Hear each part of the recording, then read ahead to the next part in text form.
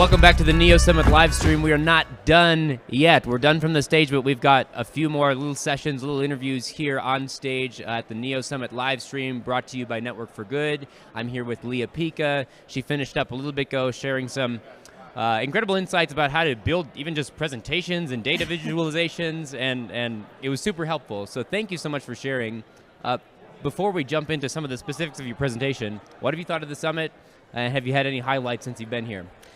You know, I didn't get to catch as many sessions as I would like, Okay. but really the highlight for this event for me has been talking to the attendees. Oh, sure.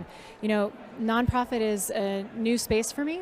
Okay. And it's been incredible to see how passion and heart-centered these missions are. Yeah.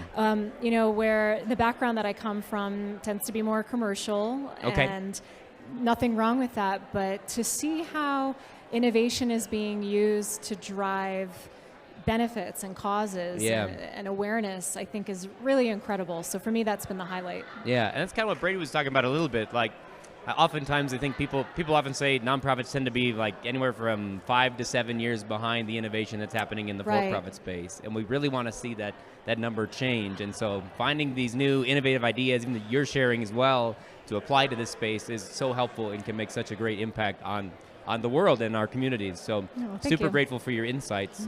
One question that I had as listening to you sharing is, you're talking about data visualization and different things, how to take charts and make them actually like work in a presentation and things like that. One question that kind of stuck out to me is, how do you determine what data really matters, specifically for communicating even out to donors about how does what we're doing in the field actually, how do you communicate that impact to donors via data? Do you have any insights into that? I see. So not necessarily how you're communicating results inside of an organization, but more to the actual constituents of the organization? So whether it's on a landing page or maybe it's even a webinar or some type of video. Do you have any insights there? Well, I think that if you don't have a captive audience in a room the way that we have here, I think that there are some really spectacular things happening with animated data visualization video, for sure. There is a platform, and I can't remember the name of it offhand, of course, but there are platforms out there that are starting to tell people and brands tell data stories specifically, but they're leveraging more of the storytelling techniques, some of the things that I talked about, creative animation and some of the elements I mentioned. But for me, when you're really trying to reach a remote audience in any way, video is probably the most powerful medium right now. And not only that, but not just graphics, but having the actual people speak. The people who have been helped by the organization. The stakeholders within the organization that are helping driving the strategy, like, people want to hear from people. So some of the most powerful storytelling are coming from actual people because that's how it originated, right? Yeah. I guess I feel that kind of in our own marketing too, as I'm looking at email statistics and landing page rates and all that type of stuff, and then actually even like here meeting real people that engage with that, it becomes so much more real when you can tie the data even to a person, a face, or a story.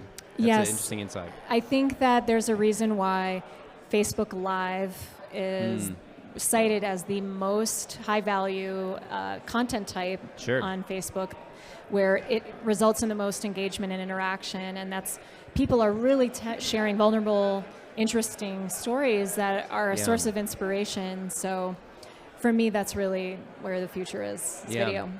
Well, pivoting a little bit, I know one challenge that many nonprofits face, people who maybe aren't in a management role, but are in a role where they're on the ground doing the work, whether it's email communication or it's advertising or face-to-face fundraising. They're trying to do innovative things and communicate up the chain of command the data that they're seeing that's leading to, hey, why don't we test this? Why don't we try this new idea? Do you have any specific insights for how to take that data and communicate it up?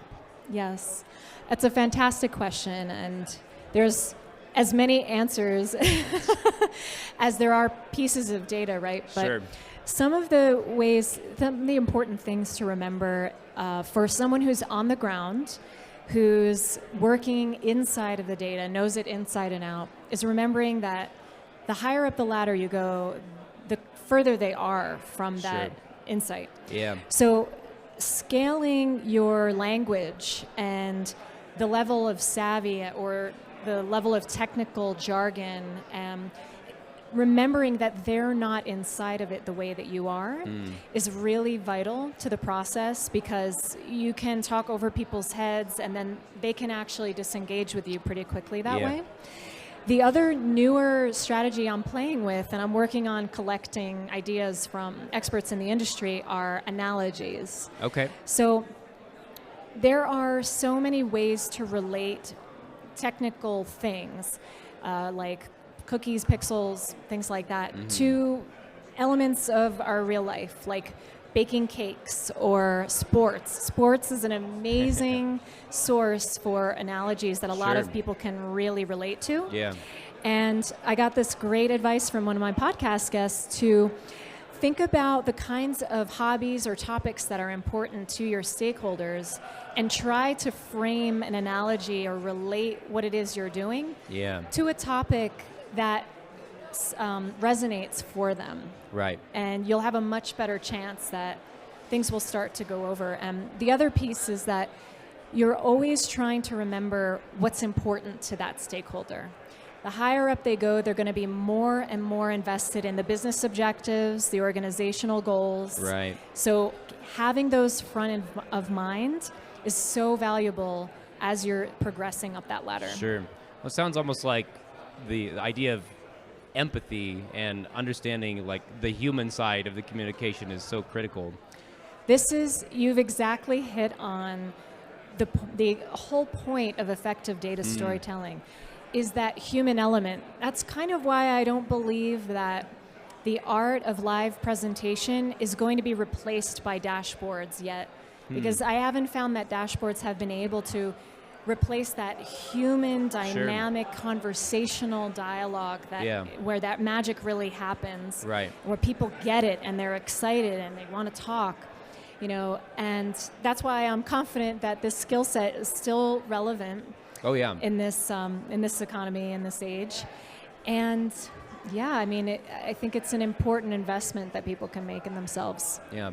It's interesting, especially in this space. I think there's a tendency to kind of isolate some of maybe the data and presentations and things on the marketing side from the people on the ground serving the cause, which is incredibly relationship driven and people focused.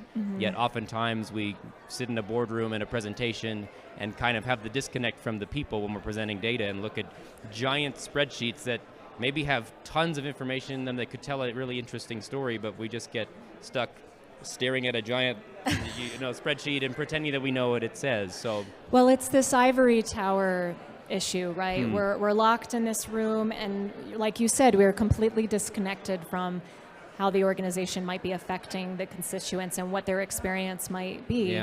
So one of the things I teach in my course is how to use visual imagery, which I touched on a little bit here, but I go much deeper. It was actually helpful for me, so thank you. I'm glad. I'm hoping people picked up on it, but how to incorporate visual imagery of people in lieu of charts sometimes to actually drive home the frustration or the obstacles that they might be experiencing. Because like you said, empathy is one of the most powerful emotional forces. Once a person feels that, they're very motivated to take action. Yeah. Well, that's super helpful. A couple more questions for you before we wrap up. Number one is you mentioned something about data visualization tools, and I wonder if you have any specific recommendations of tools that can help maybe someone who doesn't quite have like the keen eye for design or layout when it comes to charts. Any particular tools you've found helpful? You know what's interesting? I kind of look at all of them with a discerning eye, and I'm careful not to be a proponent too much of any one, because what I teach is a foundation in PowerPoint and Excel, because they're the ubiquitous tools. I want people to be able to use the techniques anywhere. But that doesn't mean that I haven't tried out. Two that come to mind that are standing out for how clean they are so far. Not all of them are perfect. But they're very much on the right track. I have 2 data viz tools and 1 presentation tool, if I can share, actually. Yeah, absolutely. So the first data tool is something called visage.co. Okay. And Visage lets you produce these stunning, like Harvard Business Review looking graphics. Okay, cool. And they have a lot of variety of different views, and you have to create it in a platform, and insert your data, and it's browser web-based and everything. But sure. That is one of the places where strikingly clean for me. Okay. Which is what I'm finding is missing from a lot of tools, is an inherent cleanness. Yeah. Where I'm always removing stuff. The next one is actually one of my favorite design tools is called Canva. Okay, yes. I'm sure it's very I plugged Canva yesterday known. too, so they're getting a lot of love at this conference. Oh, perfect. So not only are they excellent, highly recommend for learning presentation design skills, any kind of basic design, social media graphics, but they have launched a new chart maker inside of their platform. And I'm testing, they've asked me to take a look and test it out, and nice. I'm perusing through it, and it's promising. It's definitely promising. Okay. So that's for data. And then I got to have this great collaboration with a web-based presentation tool called Beautiful.ai. Okay. And sounds good. They basically built this web-based presentation tool on a lot of the foundational practices that I taught with this protocol and what I teach in my larger course and everything. Rather than having to learn them, they have kind of an AI system that builds things in. It almost anticipates what you want to do, like lists of things, and have beautiful images and access to image databases and animations that make sense and don't like kill your audience's eyes. Yeah. But it also prevents you from adding a lot of the stuff, that cognitive load, that clutter that I mentioned. Yeah. It actually prevents you naturally from adding a lot of that by accident. Interesting. It kind of puts you in a sandbox that is a safer place to play for your audience, especially. Yeah. And by nature, it helps you indoctrinate general design principles into your own thought process. Because they're like, why can't I do that? Yeah. So really exciting stuff. I'll be working with them more on different things this summer, this fall. But those are some I would recommend to try to get outside of the box a bit. Yeah, that's super helpful. I know a lot of our viewers are always looking for like the next tool that's going to help them and find a little hack that's going to make the presentation this much better. So that's super helpful. So last thing, if you were to leave our viewers with just one tip, one insight, that if you're going to do one thing and apply this tomorrow to your presentations, your charts, your data visualization, what should they do? Oh gosh, just I know it's hard to boil it all down into one. Let me think for a second. Sure. It's just one. Well, it's not data, but it's certainly all over our presentations. Okay. And that is to rethink how you use bullet points. Okay. So bullet points today are generally used as a script to read off of. Yes. And what people don't realize is as soon as you're putting a slide full of bullet points on your screen, you have broken the connection that you have with your audience, because the human brain will read paragraphs to themselves, and they will tune you out.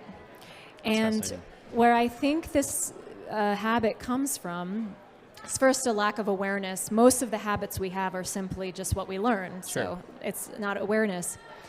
But it's in lieu of preparation, where we are planning to actually read verbatim from the slides and not actually read through the slides before we get up there and present. Right. So if I could apply one thing, it would be to focus on having only one single idea on a slide. Okay. If you think back to my slides, there was one insight, one chart, one piece of commentary. Yeah. That's it. And so easy to follow exactly. That's how the brain takes it in, one chunk at a time. And if you are struggling with that, like you can't remember what you're going to say, put anything you'd write in sentence form into your speaker notes. Okay. And then have those handy if you really need them to help guide your narrative. Yeah, that's super helpful. So there you go, 1 point per slide. That's your key you can take away. I appreciate it, Lea. Thank you so much for being here. Thank you so much for sharing all your insights with us. I know there's probably tons more we could dive into as well. So maybe we'll have to have you back and share more. So thank you so much. I appreciate it. Thank you for having me. It's my pleasure. We'll be right back with some more speaker Q&A and then a wrap-up session with Brady Josephson as well. So stay tuned.